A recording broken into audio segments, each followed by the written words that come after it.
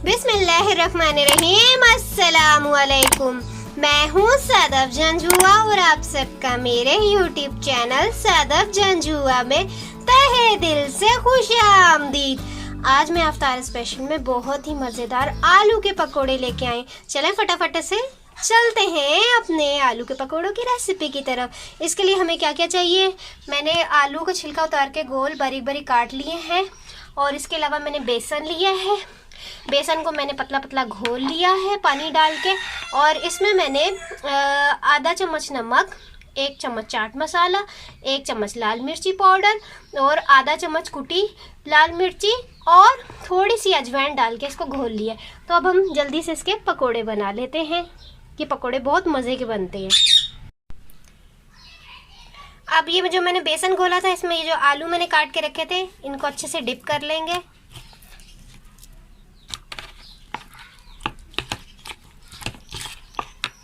ये ऑयल मैंने गरम कर लिया। अब इसमें हम अपने पकोड़े फ्राई कर लेंगे, अच्छे से गोल्डन फ्राई कर लेंगे पकोड़ों को।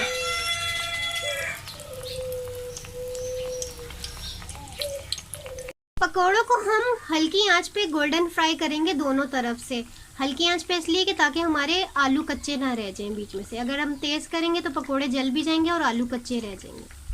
ये मैंने फ्राई कर लिए हैं, आलू के पकोड़े बन के तैयार हैं। उम्मीद है मेरी आज की रेसिपी की वीडियो आप लोगों को ज़रूर पसंद आएगी। अगर आप थोड़ा ज़्यादा बेसन लगाएंगे गाढ़ा गाढ़ा तो इस तरह के पकोड़े बनेंगे, और आप हल्का बेसन लगाएंगे तो इस तरह के पकोड़े बनेंगे। तो ये 2 किस्म के पकोड़े मैंने बना लिए।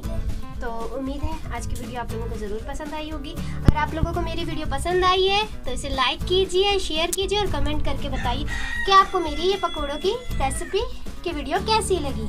और अभी तक आपने मेरा चैनल सब्सक्राइब नहीं किया तो सबसे पहले मेरा चैनल सब्सक्राइब कर ले और घंटी के बेल आइकन को प्रेस करना मत भूलिएगा, ताकि मेरी हर न्यू आने वाली वीडियो का नोटिफिकेशन सबसे पहले आप लोगों के पास आए। उम्मीद है आप सब लोग खैरियत से होंगे।